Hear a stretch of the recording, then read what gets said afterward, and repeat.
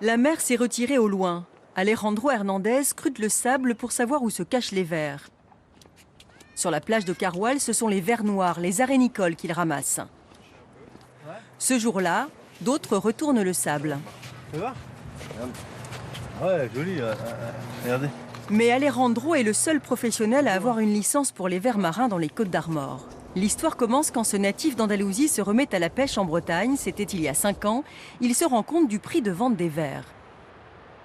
Ça se vend 25 centimes pièce. Je le vends 25 centimes pièce au grossiste, à mon grossiste, qui lui va le revendre. Après, chacun fait sa marge. Et c'est un verre qui se retrouve aux alentours de 50 centimes à 60 centimes pièce, sorti du détaillant de pêche aux pêcheurs. Depuis 2017, Alejandro Hernandez vend ses vers à un grossiste en Normandie. Et dans la région, il est désormais pris au sérieux. Les copains disaient ça va être compliqué, ils me prenaient un peu pour un charlatan.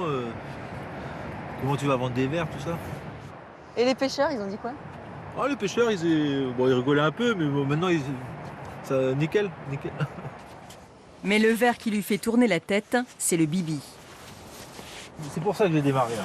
C'est pas l'arénicole, c'est le bibi. Un gros ver C'est ça peu qui m'a fait, ragoûtant. Avec sa peau épaisse, il résiste à l'hameçon et permet les grosses prises. Donc ça, c'est la paroi par excellence pour les dorades royales, tous les marbrés, même le loup dans le sud de la France. C'est le top du top, ouais. C'est vraiment, c'est un très bel appât. Il n'y en a pas beaucoup. Il se vend entre 2 et 4 euros pièce, selon la taille, plus cher que la coquille Saint-Jacques, l'autre or de la baie. Avant de se lancer, Alejandro a sillonné les plages. Il a étudié l'habitat des vers et leurs habitudes. On les fait en grande marée, à partir de coefficient 80. C'est-à-dire que c'est pas tout le temps, quoi. Et puis il faut vraiment connaître leurs repères, où ils sont. Et c'est très spécial parce que dès qu'il y a des changements climatiques, des pressions atmosphériques ou du vent ou de la pluie, ça bouge beaucoup. Enfin, soit ça va dans le fond, soit ça remonte. Enfin, c'est très complexe. Lors de cette grande marée, il a récolté 200 bibis. Il ne nous dira pas où, c'est secret, comme les coins à champignons.